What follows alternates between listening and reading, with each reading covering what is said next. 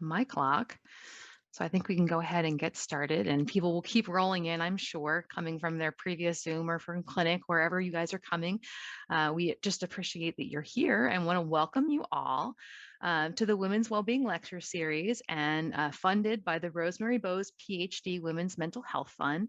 And a big thank you to Dr. Bowes for both being the impetus for this in terms of having the idea of this particular lecture, but also allowing us to have the funds to be able to do it. And I hope she is here to be able to hear this. If not, we will definitely send her a recording. So who am I? I am Lee Frame. I'm the Associate Director of the GW Resiliency and Wellbeing Center, which houses the Women's Wellbeing Lecture Series. And then as a quick reminder, for those of you who don't know, or if you forget, the Resiliency and Wellbeing Center is here to serve you. We offer personalized services to individuals as well as units and departments. And the idea is we want to support you having a sense of purpose and wellness or well-being. To arrange a consultation with us, you can complete the consultation request form on our website. Now, how do you get there? You can find it under the About drop-down menu on the SMHS homepage. So if you're at the SMHS website, go to About and we are right there. Or you can navigate directly to us at rwc.smhs.gwu.edu, which we will put in the chat shortly to be a little bit more convenient. Today, Lucy A. Hutner, MD, joined us to give a talk on skills to support women's well-being. Dr. Hutner is an internationally recognized expert in women's mental health. She's one of a small group of psychiatrists in New York City with extensive expertise in reproductive psychiatry, which focuses on the mental health needs of women and their loved ones before, during, and after pregnancy. She's had particular expertise in perinatal mood and anxiety disorders and in the psychiatric issues of high-risk pregnancies and infertility. Dr. Hutner is a Phi Beta Kappa graduate of Wesleyan University, and she received her MD in 2003 from the University of California, San Francisco. She completed residency training at Harvard, where she was one of the chief residents. She then completed her fellowship at Columbia University. Dr. Hutner served as the Associate Director of the Women's Program at Columbia, where she created and directed the first dedicated consult service for inpatient obstetrics and was the psychiatric liaison to the high-risk maternal fetal medicine practice. Dr. Hutner was also a consulting psychiatrist to the Columbia Intensive Outpatient Treatment Program, which focuses on young adults with mood disorders, anxiety disorders, and eating disorders. Dr. Hutner received the American Psychiatric Association Leadership Fellowship, the Mass General Hospital Thomas Hackett Award, and the Laughlin Fellowship. Dr. Hutner served on the American Psychiatric Association Scientific Program Committee from 2010 to 2015.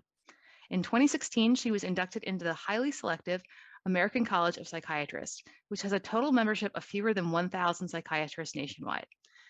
And then in 2020 and 2021, she was named a top doc. So she's certainly a very impressive person. She's also a dear friend of our women's wellbeing champion, Lisa Catapano. So there's another big bonus for her. And we are really thankful to have her here with us today. So without further ado, I'll turn it over to you, Lucy. Thank you. Oh, thank you so very much for that really kind introduction. And it's so wonderful to see everybody here. Can everybody hear me okay and see me okay? Okay, terrific.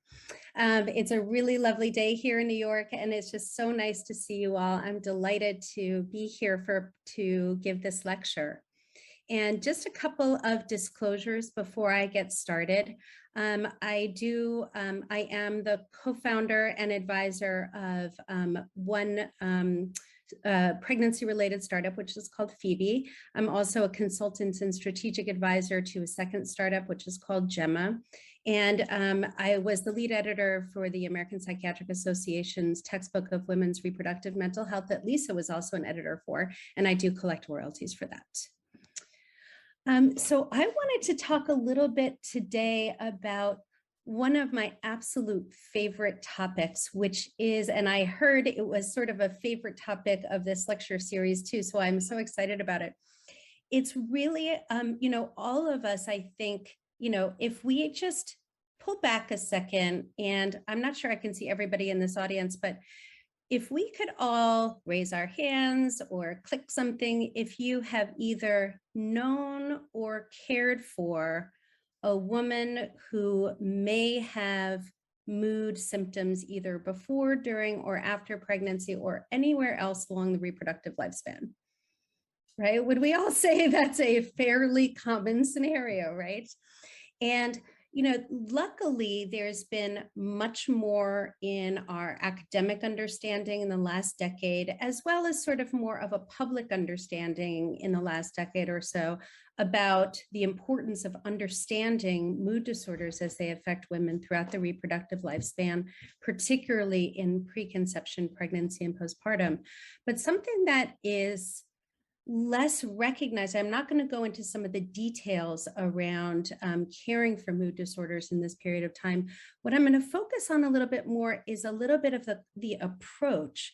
How do we actually talk to women and pregnant people throughout this period of time?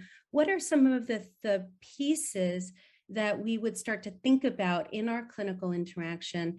And most importantly, what do we think about so that the person ends up feeling like they've gone through the interaction, feeling validated, empowered, and most importantly, that they don't feel judged.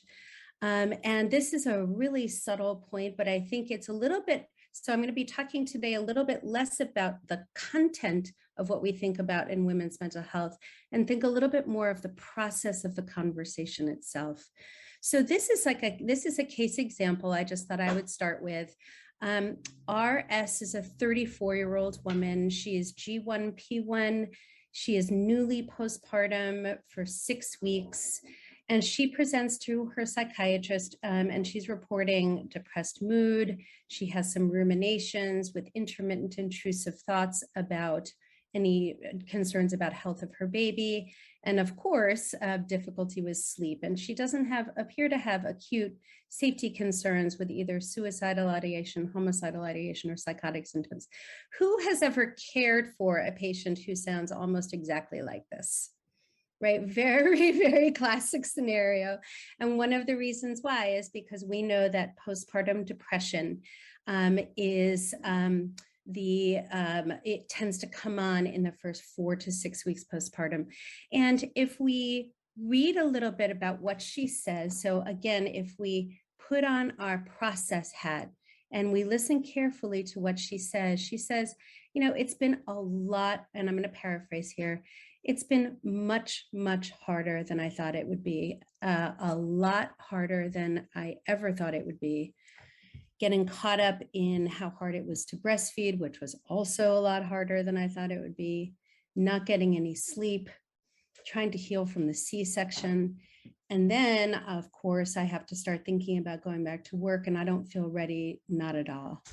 I feel like I must need more support and be able to take a break every once in a while, but now my family's gone back to the West Coast. They were visiting, and I feel really guilty about the idea of hiring any extra help. I just don't want to spend the money. It's also been really hard with the pandemic because I get very worried about who's coming in and out of my house, just the navigating who has been tested, who has not been tested. And honestly, it makes me feel really guilty because I feel like I should be able to handle this all on my own.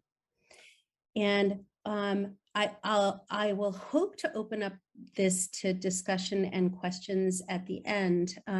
But what we can see right away are some of the elements of how this person could come to this discussion already with the idea of, am I going to be judged by the psychiatrist or the doctor who is going to be caring for this person, saying, I feel like I should be able to do this on my own.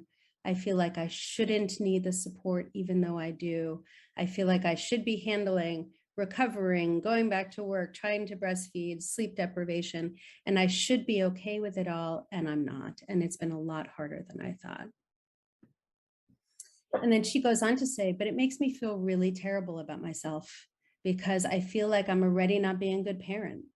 I look at social media. How is that familiar with everybody here, right? I look at social media at everybody's photos and everybody makes it look so easy. I feel so overwhelmed most of the time, but that also makes me feel terrible about myself because I feel like I should be doing a better job of it all. And then on the other hand, she says, and even though, and I'm paraphrasing here, even though I'm worried about whether I'm depressed, I'm equally worried about taking a medication.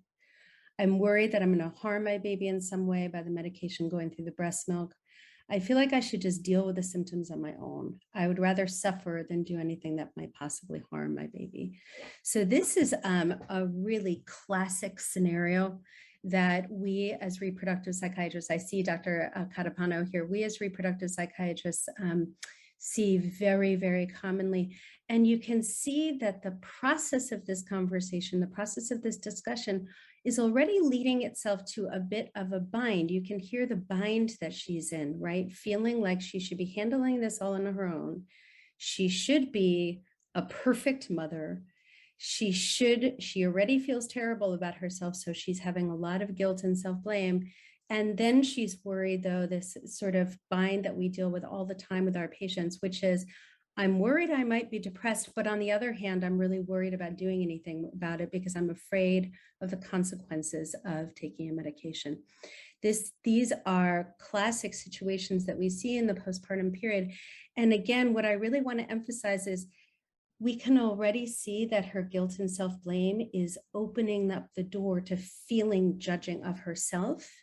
And we want to then really make sure that she doesn't absorb any perceived judgment from our end as well. So this is a sort of very careful type of conversation that I would start to have with this patient. And just to give you a little bit of background, even though we're not going to really be focusing again on any specifics of women's mental health or postpartum, but just to get us all on the same page, you know, this is a very common scenario. Postpartum depression is widely considered the most common complication of childbirth overall for women and other pregnant people. It has a typical prevalence of about 10 to 15%. However, that was prior to the pandemic. And I don't know, you probably all read the Washington Post. There was an article in the Washington Post a couple of weeks ago citing a study that said that actually in the pandemic, the rates of reported positivity of depressive symptoms in postpartum patients was actually over 30%. So it has gone sky high during the pandemic. And we can talk, so if someone has questions about that, I can talk a little bit about that afterwards. Mood and anxiety disorders tend to correlate strongly with times of reproductive transitions. For example, we know that the postpartum period already is a time of drastic biologic, psychologic, and social change, and those changes open the door to psychiatric vulnerability. And then, of course, because there are really significant existing healthcare disparities, those are exacerbated during this vulnerable time, and they serve as a barrier to quality and timely care, particularly for minoritized women and their families, Black and Brown communities in particular. And I won't go into the details of this again, but we all, I am happy to provide references about this as well. But the mood and anxiety disorders in the perinatal period have a very significant impact on both obstetric, psychiatric, parent, infant, and child outcomes. So if we go back to the case of RS, we think to ourselves, okay, she's presenting with perhaps anxiety symptoms that we want to evaluate. We want to make sure to rule her out for depression. She's clearly reporting significant stressors. But then we think, what does this person need during this interaction? And with me as a psychiatrist or any other doctor that she might see, part of what we can hear right away is some of the stigma coming through loud and clear. I feel like I might be depressed, but I don't want to take medications. I might be depressed, but I'm afraid to tell other people. I might be really feeling alone and isolated, but I feel like I should be able to do it on my own. So feeling like she's the only person in the world who is feeling this way and feeling like she needs to sort of not emphasize how much her distress is really there. We can all hear that guilt and self-blame. Boy, did that come up right away in the first couple of sentences of this interaction. Also a sense of perfectionism, right? Feeling like you have to be the perfect mother at all times. And that often takes the form of, I have to be meeting my baby's needs at all times perfectly, no matter how exhausted I am, no matter how depressed I am, no matter how little maternity leave I have. No matter what, I also have to do a perfect job in caring for my baby, which sets up a really impossible bind. And it sets up a feeling of judgment, both of self-judgment and feeling the judgment of others. There's also really this difficulty with lack of accurate information because, any person, any patient who immediately Googles medications and breastfeeding, you could encounter accurate information, but more than likely you're going to enter a sort of morass of people's opinions, a lot of people's agendas, some highly inaccurate information, including the idea that somehow there's not data to support evidence-based discussions in women's mental health, which is not true at all. And so this person is likely going to be swimming in a sea of unreliable information and not exactly sure where to turn. And then also the last thing I would say is that this person comes to this interaction potentially concerned about reporting their symptoms. It is not uncommon that women, particularly in the postpartum period, are worried. They say, if I am really depressed, if I report feeling even suicidal or severe anxiety, if I report anything psychiatric at all, is ACS, some sort of child protective services going to be called, and will I lose my baby? And so what I'm going to do next is go through a 4-step process of how we might approach this conversation. And again, I'm going to be including some of the content of what we're talking about, but I really want to pay attention to how we would think about this conversation with this patient who comes to us. So the very first thing that we want to do is something that I think is very natural, but something that I try not to do, if possible, is it's very natural as a response, as the person sort of trying to care for this person, to sort of say, don't worry, it's all going to get better. We want to reassure them. We want to jump into fixing mode. You want to jump into rescue mode. And the difficulty is that this person already feels very overwhelmed and they already feel like they're in a bind. And they've probably already had well-meaning friends and family who say, you'll get through it. It's just the first period of time, right? And strangely enough, those well-meaning messages, even though they're factually accurate, they can end up feeling ever so slightly invalidating because it doesn't really touch upon the depth of the distress.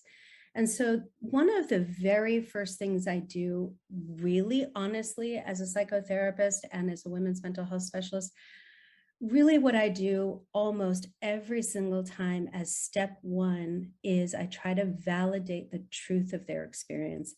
This is something that I go back to over and over and over again, which is the idea of how do I actually validate the truth, not just of my own factual information that I have in my own mind, but validate the truth of her experience. So the first thing that happens is that she feels heard. And so one way to validate someone who is going through something like this is to think to yourself, okay, I'm going to recognize the enormity of what she's going through, because I know in my own experience and having studied this area, you can say to yourself, this is a time of adapting to massive changes, hormonal changes, physiologic changes, of recovering from delivery. There are a lot of changes in family roles and responsibilities. She's enduring sleep deprivation and she's caring and feeding a newborn. This is an enormous set of changes. And she reflected that as soon as she walked in, right? She was basically saying, I'm overwhelmed. And so what you can do as step one is you can normalize their experience and validate their truth. So something that you might say, and again, I'm just going to paraphrase, is you could say something like, what you're saying makes a lot of sense. And there's a good reason why postpartum anxiety and mood issues are so common after childbirth. One of the reasons why I would say something like that right away is that we want to give them a message: you're not alone. We want to give them a destigmatizing message of a lot of people feel this way. It's not just you. We also want to give them a message of this is common, which means that there are people out here who can really help you. You're not alone. And to put her symptoms in a normalized context by saying, think about everything you just mentioned: the sleeping, the physical recovery, work. We can realize that you're basically going through an enormous amount of changes all at once. And every time someone goes through a change, that represents a stressor. And you're going through those all at the same time, and you're not alone. And one of the, there is a whole literature out there. It's actually kind of complicated in many ways to tease apart stress from anxiety, from depression in women's mental health. Most of the time, they're actually interrelated. So for example, postpartum anxiety is comorbid with postpartum depression over 80% of the time. And stress, ongoing different stressors, are often strongly intermingled with anxiety and depression. Now, and one of the ways that I like to approach this is because, again, the idea of, I can't tell you how many patients I have had who have said something like, I'm sure I'm going to get postpartum depression. I'm sure I'm going to be just like Adele. I'm sure I'm going to be just like Gwyneth Paltrow. I'm sure I'm going to be one of those people who really suffered with postpartum depression. I'm sure I'm going to be really sort of overwhelmed by postpartum anxiety. But one nice sort of entry point into validating their experience and normalizing it is to start with the entry point of stress and just simply naming their experience. Like, hey, even though this is a positive development in your life, it's a major role shift. And anybody who is experiencing changes in their life, anybody experiences those changes as a stress. You happen to have 4 or 5 changes going on all at once. And that then understandably leads to even more stress, which then we understand is linked with anxiety and depression. That way, again, you're sort of contextualizing everything that's going on for them. And also the other thing I do when I try and validate this, and this gets to the idea of placing this in context, what we want to do is also pull this away from the person as an individual, because you could hear some of the guilt and self-blame already happening. I should be able to handle this. This is all my fault. I should be perfect. And what we want to do is say, like, hey, let's place you in a context here. You're dealing with multiple different stressors at once, and any normal person is going to feel the stress of that. The other thing that I like to do is immediately talk about the idea of perfectionism, because this is something that goes on all the time. And I cannot tell you how many times I've heard the idea of, patients don't typically say something like, I need to be the perfect parent. I think most people understand that that's somewhat unrealistic, but the idea of the best parent and the type of parent that I want to be is the person that gives all the time, no matter what. And part of what I try to introduce right away is alternatives to that idea, because it's impossible for us to give all the time. That is simply an impossible idea. We have to sleep, we have to care for ourselves, we have to rest, we have to do other things. And so I try to introduce alternative scenarios or alternative ideas as quickly as possible. So for example, Winnicott, who was a British pediatrician and child psychiatrist, we may all be familiar with the idea of a good enough parent. Now, as opposed to a perfect parent, a good enough parent is the idea of mostly consistently, as best as you can, meeting the needs of the baby, understanding that no one person can meet those needs all the time. And I might not really focus on that too terribly much, especially with someone who is really distressed, but I do start to try and introduce the fact that, hey, what we consider the best type of parent or the best type of parent is a good enough parent? This is what the experts recommend. And then the second major thing that can be very useful when done, let's say, slowly, and I try not to overwhelm them with information, is really to educate. And you would think, like, why does educating really make a difference in terms of whether someone experiences judgment or not? But I would actually go so far as to say that education is almost the most important thing. I'm going to move away from this case to talk about someone who actually just called me the other day. And she just found out that she was newly pregnant. She's a 36-year-old woman who is stable on Lexapro, as well as medications that she uses for sleep, Klonopin and Ambien. And she was reporting feeling very, very anxious because she had been told that under no circumstances can she take either of those medications, Klonopin or Ambien, at all during any part of her pregnancy. She had been told that by her OB-GYN, who also, and there was also her primary care, said something similar. She called me in a panic because she had, in fact, been taking these medications while pregnant and now was terrified that she had done something wrong. And in fact, that's actually not factually accurate information.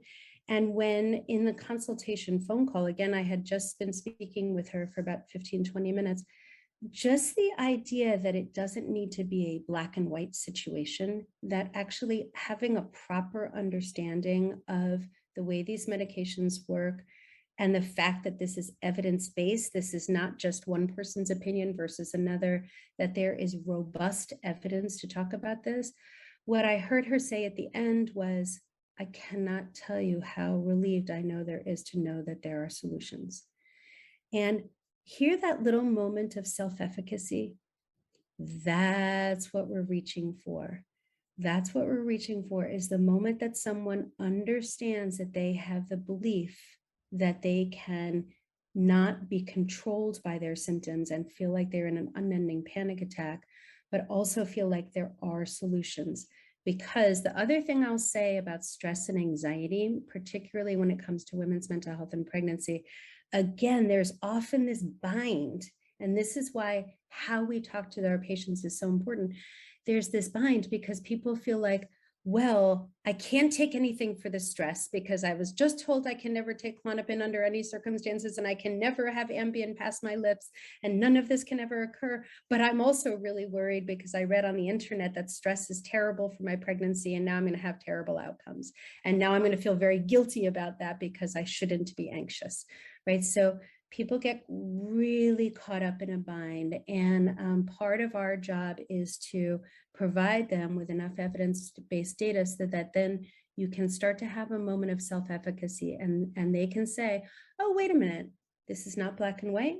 I can learn about this. I can have understanding of the data, and that can help me make decisions.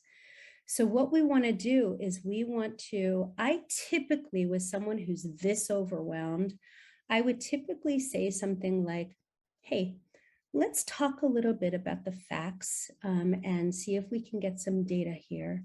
And let's talk about the most important issue for you first. So let's prioritize. We just mentioned 4 or 5 major areas, I'll often ask the question, if there's something that could change for you, if we could wave a magic wand and have one thing change, what would it be? Now, someone in the early postpartum period is most likely going to say, I need more sleep, or I need more support with feeding my infant. Those are the two definitely the most salient issues that come up in that period of time. But it's more important, again, to just allow the person to name their highest priority option. Because again, if I flood them with education, and if I say, get more sleep, allow your partner to feed, don't worry about breastfeeding quite as much, you have maternity leave in your state, right? They are likely going to feel overwhelmed, flooded, and not remember most of what I'm talking about anyway. And then they're going to go away still with the guilt and self-blame and feeling alone. So when I do educate, I try to really focus on one fact at a time. And I typically try and focus on the facts that are most important to them, their highest yield issues. When we were doing background research for the project I was working on with the Postpartum Digital Roadmap, one of the things that we did was just interview 100 people and said, if you could have made your postpartum experience improved at all, what would you have done? Number one was sleep, and number two was breastfeeding. And those things are true in the evidence as well. So we can sort of hypothesize about what someone is going to say, but the most important thing is to listen to their truth. Sometimes people will surprise you, right? Sometimes people will say, hey, I understand about sleep. I understand about breastfeeding. What I'm really stressed about is I'm going back to work in 2 weeks and I am not ready and I don't feel comfortable with that. So again, we want to go to where the patient is and really meet them where they are. And that might involve supporting choices around infant feeding, recognizing that we need to balance infant feeding with a mother's well-being. So that's specific to this case again, but that's a very nuanced topic. Recognizing the need for sleep and its impact on mental health, and then emphasize the benefits of improving your own maternal mental health. So this is something that I talk about a lot, which can also reduce the sense of judgment and stigma, which is, hey, you know what? You're actually doing the very best thing that you can for your family by taking care of your well-being, because taking care of your well-being will translate into X, Y, and Z outcomes. And this is what's going to be beneficial for your child and your family overall. And so what I might say to them is, let's go step by step. Let's figure out one thing at a time. You mentioned the idea that you didn't want to take a medication. If I was talking about medication with her because you don't want to have any potential harm to the baby. And again, destigmatizing again, so many of our patients mention this concern as well. And this is actually one of the reasons why we study this so carefully. So maybe we should take some time and clarify our thoughts about medication use in pregnancy and in breastfeeding. And it's interesting because the reason why I put this vignette right here and talking about medication is I cannot tell you how much misinformation is out there. So for example, we all understand that the FDA got rid of its categorization system of medications in pregnancy and breastfeeding. They used to have a categorization system of A, B, C, D, and X. That was actually eradicated in 2015 because the FDA recognized that there were a lot of fallacies with that system. However, I can tell you right now that like the minute anyone Googles it, many doctors, many people who just search things on their own, they still think that this categorization system is intact. And so they will say things like, no, I can never take any Klonopin at all because it's category D. That's actually an inaccurate statement because the FDA does not use that system anymore, and they have not used it in almost a decade, partially because medications were being erroneously graded as either less safe or frankly more safe than they actually were. The same thing is true when people talk about, some people think that because we do not do randomized controlled trials with pregnant patients, that somehow this is an evidence-free zone, that somehow we don't study anything at all. But it's actually interesting because most of our studies are done with prospective cohort observational trials, especially our neighbors in Northern Europe and the rest of Europe, where they track every single birth very carefully. Some of our observational studies have 500,000 patients in them, 600,000 patients in them, 1.6 million patients in them. These are enormous studies, very well done, published in New England Journal of Medicine. These are not small pieces of data. And a lot of times, strangely enough, just when patients know that we're actually applying science here, that there's an evidence base to this, that people actually do rigorous studies and think about these issues very carefully, that can actually go a long way to relieving their anxiety and relieving the stigma and judgment.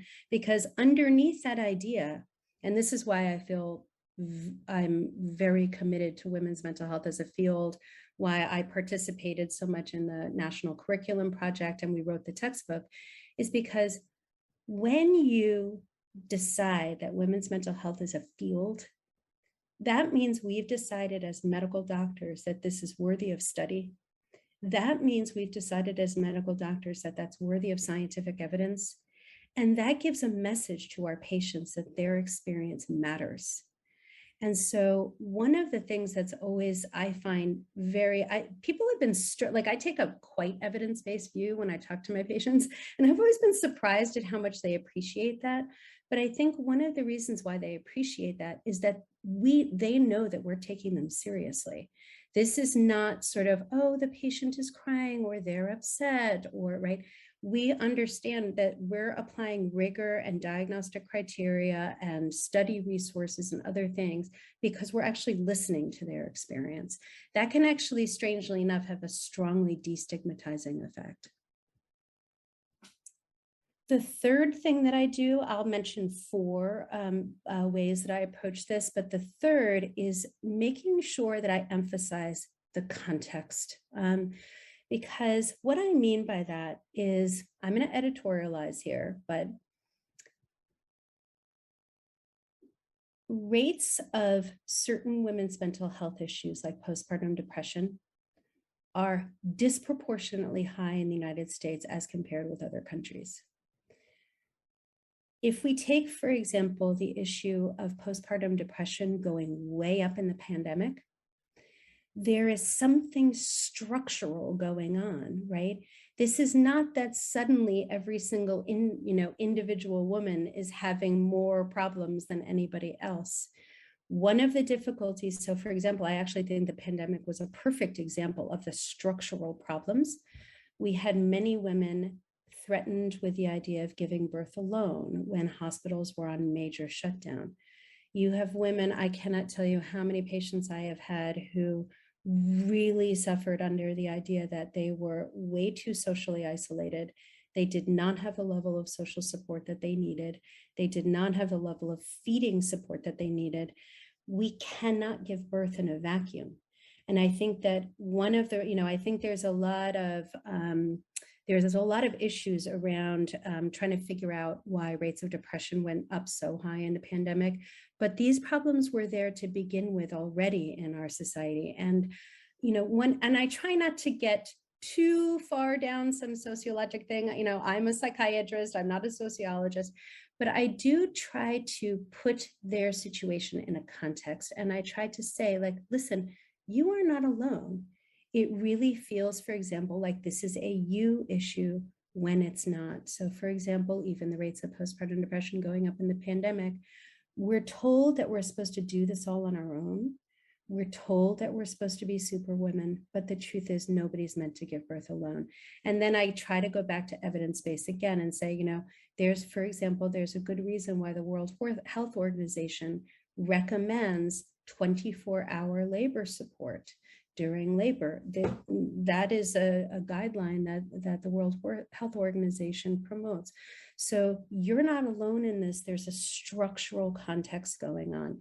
So that, again, trying to reduce the sense of individual guilt and self-blame and judgment. And then the last thing is, and this is a big issue, I think, generally in medicine, but this is a really important issue in terms of women's mental health, is the idea of collaborative decision-making. So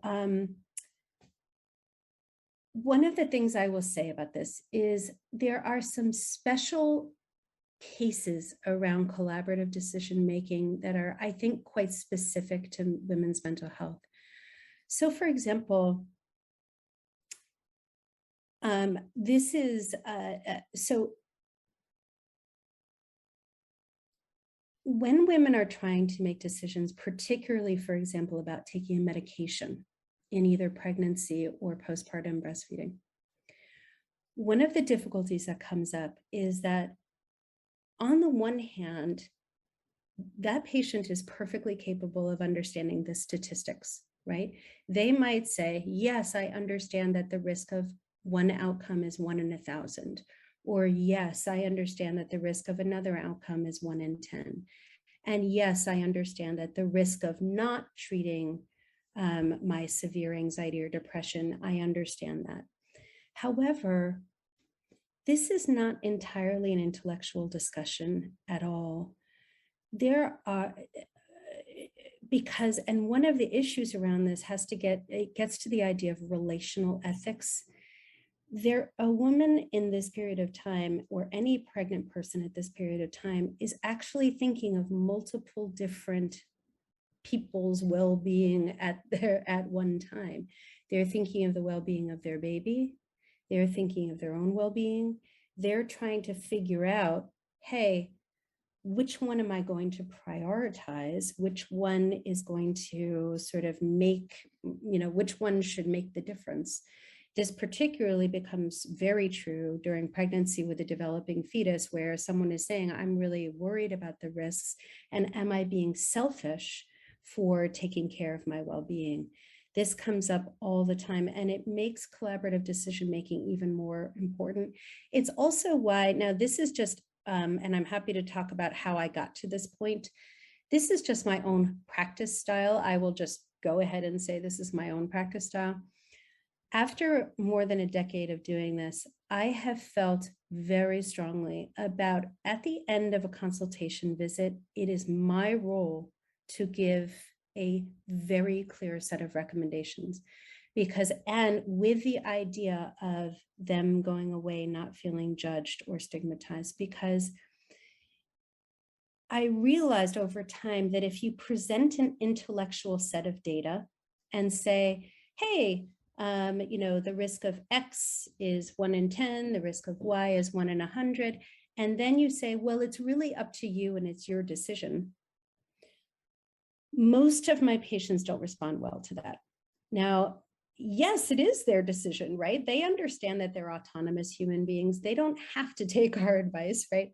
But one of the issues that is very hard is they're caught in a bit of an emotional bind because of the relational ethics issue. They want to know what an expert says in terms of balancing risks, right? We want to say, hey, this is the risk of a medication exposure, but this is also the risk if you remain untreated. And what I will often do is try and place their situation in a context and say, hey, in my experience, I have seen milder versions of the anxiety that you have. I see moderate versions, and I see severe versions. And I will give them an assessment of where I think they lie on that.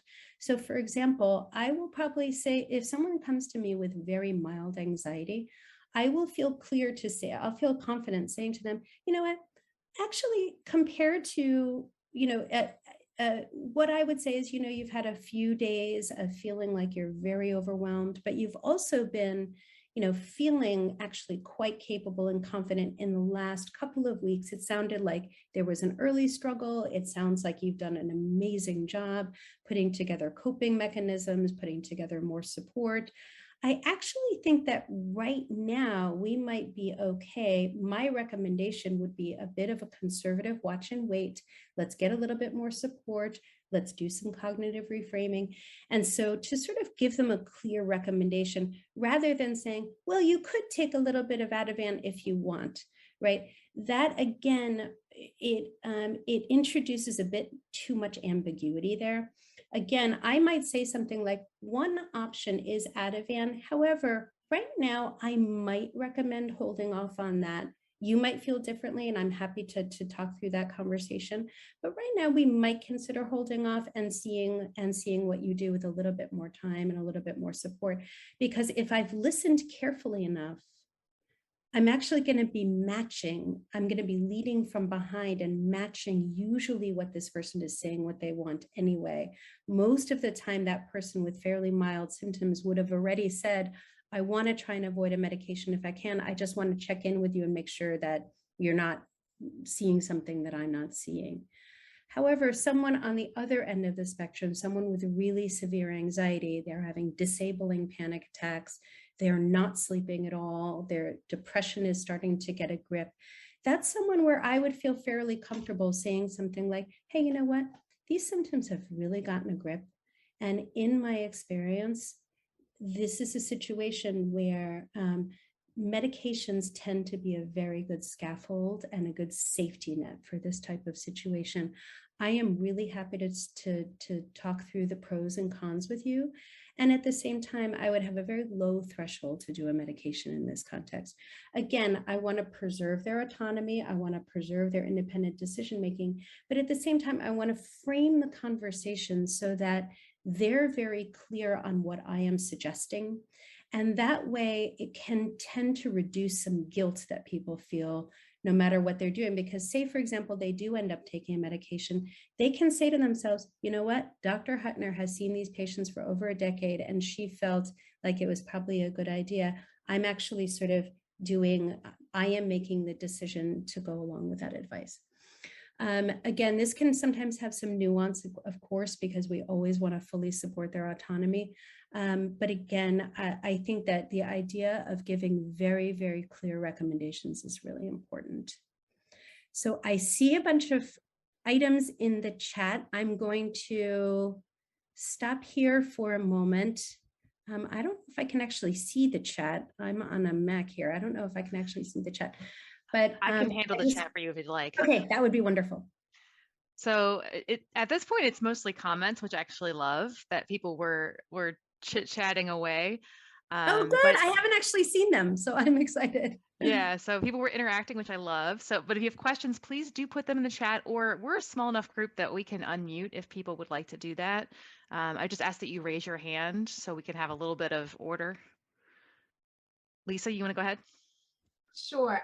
Thank you so much. As I mentioned in the chat, I feel like you've been describing my own experience, but my oldest son is now 22. So fortunately, I did not experience Facebook, social media to the hilt. Yes, yes. So I can't even imagine adding all of that on. So I just, I'm feeling a little bit anxiety thinking back at how it was when I first had it. But one question I kind of have, and it's like, I don't want to even load more on women. But when I look at my two pregnancies, I have two sons, they were pretty close in age. And the one in which I was very stressed, I also should clarify, I'm a genetic counselor by training. So I already had so many worries and concerns about their health. The one son, my oldest, who I was much more nervous during pregnancy, much more anxiety ridden after, he's still like my problem child. Like he's my son who he has anxiety too, and we both kind of like feed off each other. And I mean, to this day, we still have those issues. My other son, because they were only about 16 months apart, which was not on purpose, I just couldn't worry as much about him because I was already dealing with the older one. And I just was much more even keeled, I think, because of course he was my second too. So I figured I kept one alive, I could probably do the other one. Right, so, like, I can't worry about this anymore. Right, and he is he's totally different kid. So I guess my question is, and again, thinking my genetics hat, like epigenetics, I mean, has there been studies looking at, stress and anxiety of women while they're pregnant, and what, if any, impact it may have on children, their behavior? And again, maybe more as a way to justify why women really do need to be caring for themselves and attending to their own issues while they're pregnant, certainly after, in a way that will help their babies too. So yes, I apologize if I'm sharing too much detail of my own life, but like no, I really resonated a lot. Oh, I'm so glad, and also Dr. Catapano, feel free to chime in here too, because I am sure she has a lot to say about this too. I mean, a few things about what you said, and then I will absolutely address that question. Number one, it's interesting to just from a sibling standpoint, and you were mentioning that, the first child feels like it's a more challenging experience. Sometimes, as you mentioned, when one parent has anxiety and a child is a little bit prone to anxiety, there's a mirroring effect, right? And so there's a bit of an identification. And sometimes that identification is a good thing, but sometimes it can be a little bit like, I'm looking in the mirror, right? So that can feel a little bit more fraught than the second child. You're sort of like, okay, it's fine, everything's fine with them.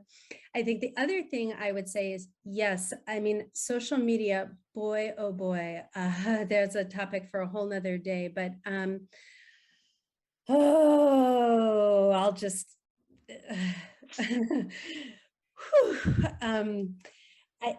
I think some of the intentions and some of the information can be terrific. It is a needle in the haystack, though, and unfortunately, it's an enormous haystack that is a very loud, explosive haystack. So it's very hard, and it's one of the reasons why, again, I think both Lisa and I have developed a quite evidence-based, rigorous approach, because you really want to move away from opinionating and the loudest voices being heard, et cetera, et cetera. I think that the core of the question that you were asking about stress, anxiety, and pregnancy. I'm going to answer it the way that I answer this for my patients who ask me this commonly, which is that, because again, if we think about the judgment, guilt, and self-blame issue, if I say, yes, stress and anxiety is really bad for your pregnancy, which is something I've never said, but if I said that, they are going to feel terrible about themselves for having one smidgen of anxiety. That is not a realistic assessment. It will be a very non-therapeutic statement. And so I do try and thread a needle, and I usually I try to say something reassuring first. So for example, I will say, listen, all of us can immediately think of all kinds of scenarios in which people have gotten pregnant and stayed pregnant and delivered under highly adverse circumstances, genocide, war, right? There sexual assault. There are all sorts of circumstances that are extraordinarily stressful. And nevertheless, the person gets and remains pregnant. So if we think about it that way, the other thing that I try to reassure them about is that we are biologically wired to have changes in our ovulation pattern in response to extreme stress. So for example, this is one of the reasons why patients with anorexia nervosa, when they don't have their periods anymore because they're not ovulating, because their hypothalamus says, there's a famine going on. This is too stressful of a situation. And so I'm going to shut down your reproductive axis. So part of what I try to encourage patients to think is like, let's think of the context here. You were able to get pregnant. Your body allowed you to become pregnant. Your hypothalamus gave you a go signal, right? And what I try to say is a mild and even a moderate amount of stress is actually, I try not to say it's going to be fine, but I'll say something like, listen, a mild to moderate amount of stress is fine, or is common. If you look around your social circle, most of those people have been under a similar amount of stress, and you can look at their babies and they appear fine, right?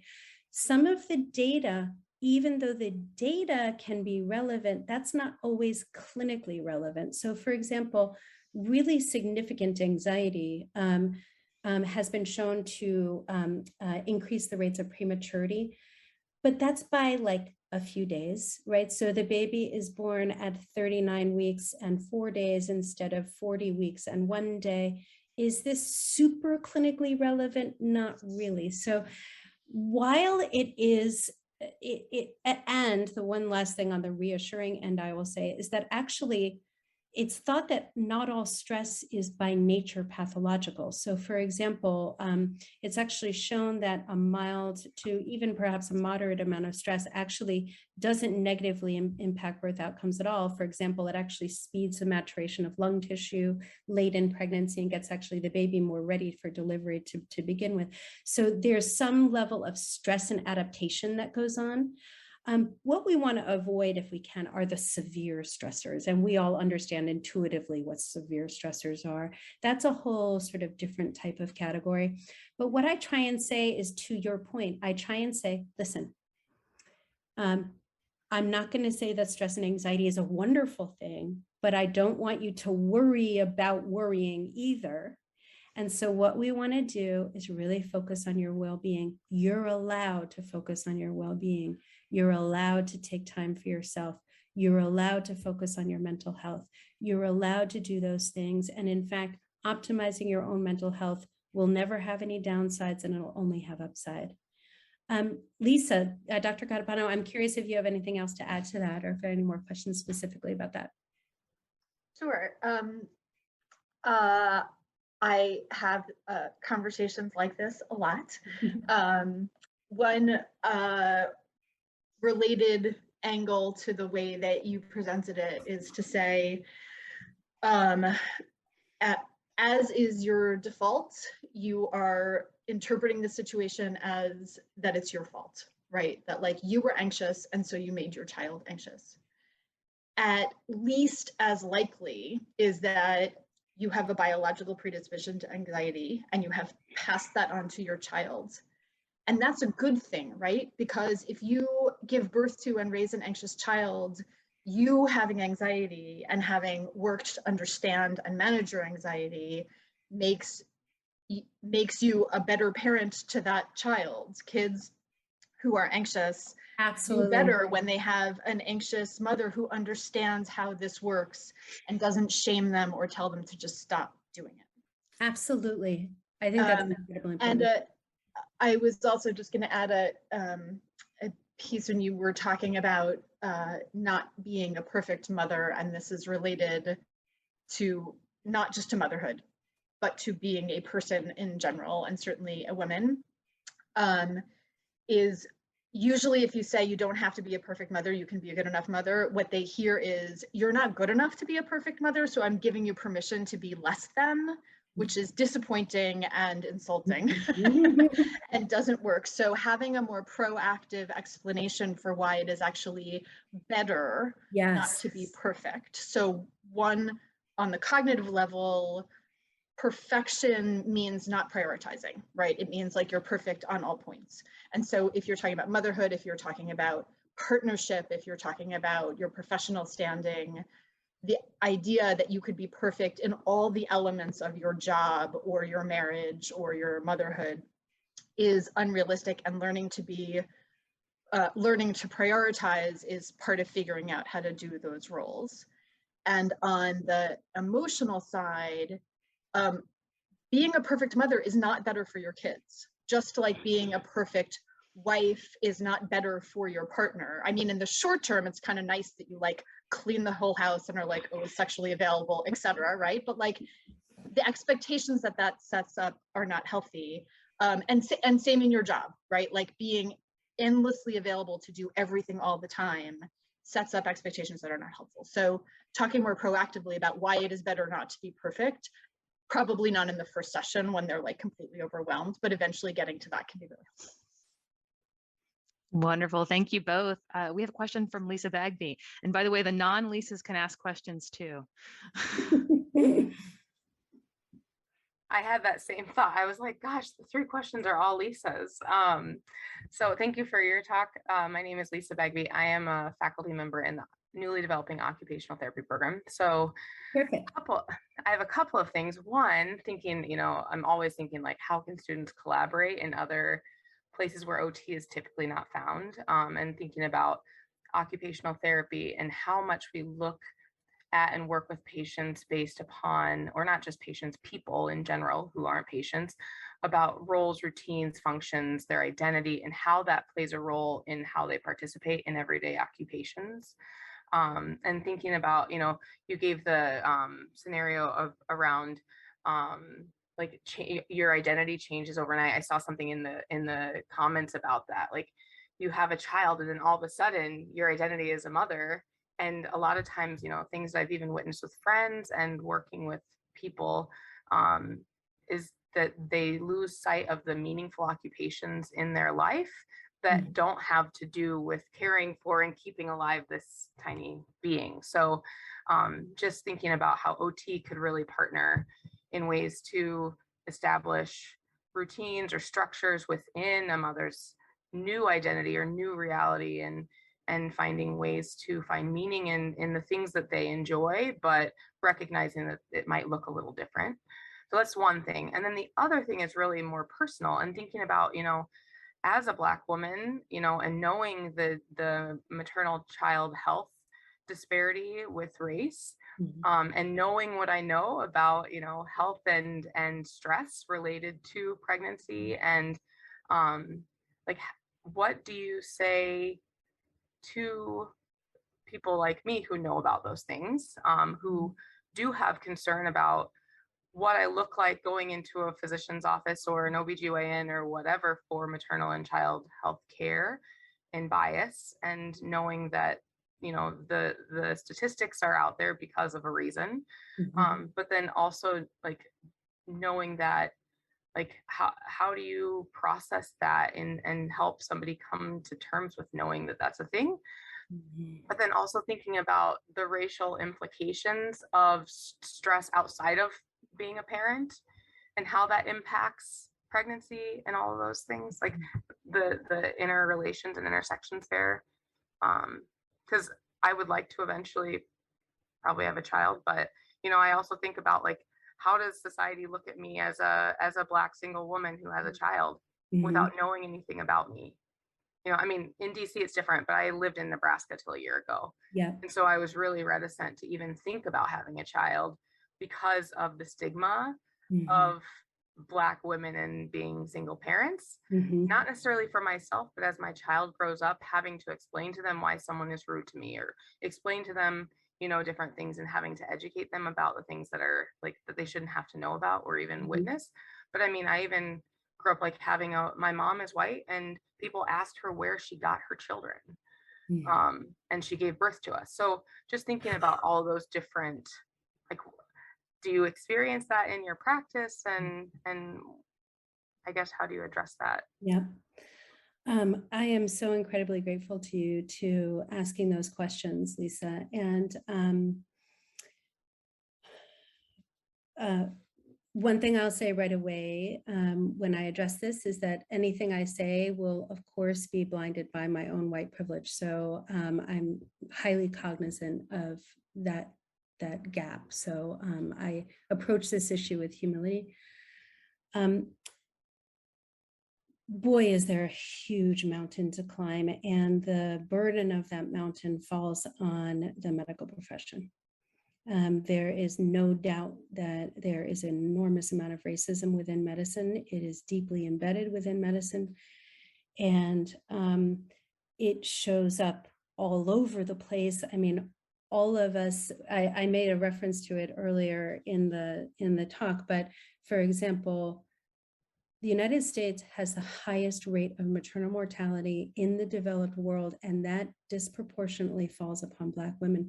There is no excuse for that. There should be zero tolerance for that sort of problem. And there's even data that has come out and you might be familiar with this, but for example, perceived bias and perceived racism is directly related to poor perinatal health outcomes, not just perinatal mental health outcomes, but health outcomes themselves. Being perceived as not being heard and listened to, which is the core of this topic, implicit bias and other issues that get in the way, those are independent risk factors for poor health outcomes. I'll say a little tiny bit about my own experience. And again, I approach this from a humble perspective, not being able to really ever put myself in a Black person or other person of color's shoes. When we started Phoebe, which was our startup, it launched in 2019, and then the pandemic happened in 2020. And because one of the things that we really wanted to do was have a diverse membership right away and really support our Black members. And so, however, many of the members there were, when I say terrified to give birth, I mean terrified, because they were terrified that not only were they going to go into the hospital and give birth alone during the height of the pandemic, they were going to go into the hospital, give birth, and die. and because they were highly aware of the maternal mortality statistics. And so one of the things that we did is we set up a virtual doula program where our wonderful doulas all volunteered 8 to 12-hour shifts to do this. This was like when nobody was using Zoom yet, like it was like not a thing, because we refused to have any of our members give birth alone. And then we also set up a Black women's peer-to-peer buddy system where all of the women who had given birth in the prior year, if they wanted to, like it was purely voluntary, but could serve as a peer-to-peer buddy so that nobody ever felt like they were giving birth alone. Interestingly, there is a system that makes fairly effective use of doulas, especially for women in Black communities in Oakland, and other places like UCSF is actually pretty good on this front. And so there have been other initiatives, but two resources that I might think of. One is, have you ever heard of the website Therapy for Black Girls? That was started by a woman named Joy Harden something. I cannot remember her name, but it's a fantastic website where it's a website and it's an online community. It was started by a Black psychologist, and people get emails, there's a Facebook group, there's blogs, there's a podcast, and it's basically Black women coming together to support women's mental health. It's run by the psychologist because she understood that there was a real need for there to be communication, community, and support, particularly for Black women. The other thing is there is, and this is one of my collaborators, but actually there's a psychiatrist right in DC. Her name is Callie Cyrus. She might, if anyone is ever interested in having her be a speaker, she's on faculty at Johns Hopkins, CYRUS. The company that I'm now a strategic advisor for, Gemma, the person who founded it is a person of color, Pooja Lakshman, and the other co-founder is a Black psychiatrist, Callie Cyrus, who is in DC. And she's a queer psychiatrist, so she also focuses on LGBT issues. And her entire focus is really caring for Black women, particularly in the LGBT community, but really she's a major DEI strategist. Those are just some resources, but what I would say is, honestly, the onus is on the entire medical system. There's a lot to be accounted for, and the racism that's there is real, and it has a major impact on health outcomes and mental health outcomes. So I'm so happy that you brought that up. Dr. Norse or Lorenzo Norse, I'm not sure if you put your hand up. I want to defer to you. Oh, okay, good. So if you had something to say on this topic, I'm sure. happy. Okay. Absolutely. Well, first off, Dr. Hutner, I want to thank you so very much for this lecture. This has been phenomenal. A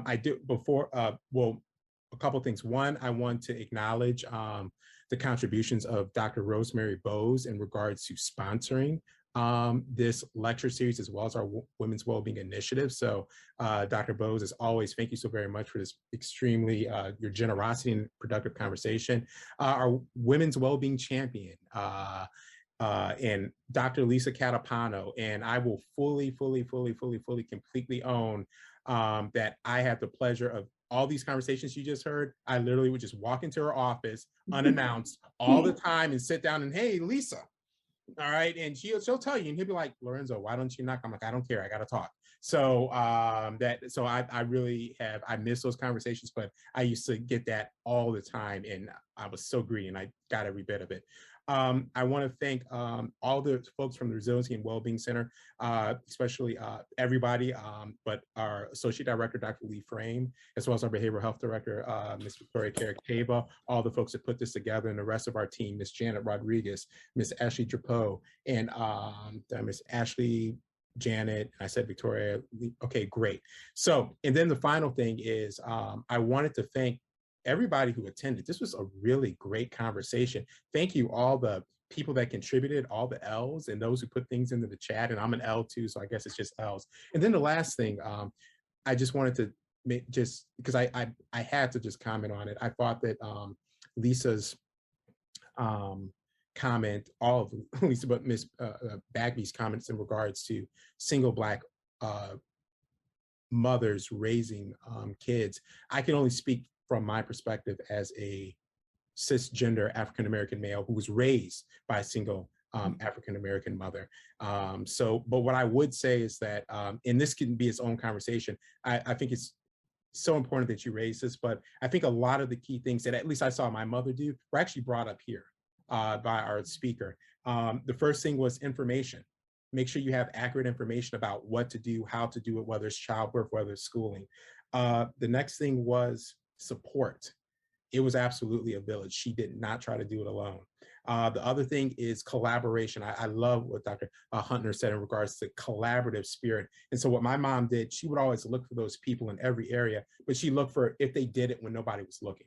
Like did they walk the walk and walk the talk? And for those who don't know, I'm a child of like the 80s, like born in 73. So I mean, they aren't how they are now. So, and then probably, and this is going a nod to Dr. Catapano and something that she said, it was a bit of an approach, but my mom kind of always viewed who was in a better position than me to help you navigate racism.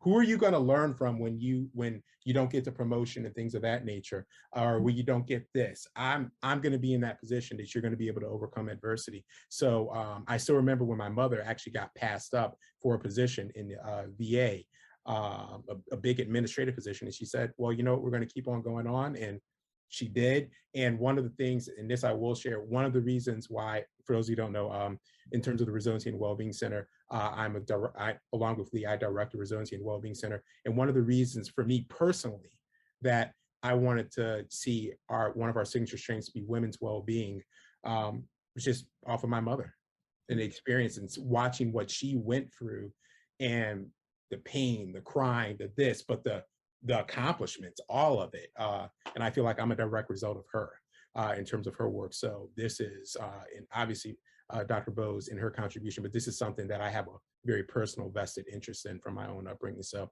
if the story resonates, then it resonates, but everybody does have stories. So in any event, I want to leave it to Dr. Frame. Do you have final comments to close us out? I would just like to add, I am not a parent, but I, for quite a large proportion of my life, was the child of a single mother as well. And I can only imagine how she did it. Sometimes women try to be superwomen. It's completely unrealistic, but just doing what you can is enough, right? Like, we're here. Lorenzo and I are here. We were raised, they were successful, and they did what they could. So I think for me, that's the take home message, do what you can and it will be enough. And thank you all very much for joining us. And thank you so much for coming, Lucy, and speaking.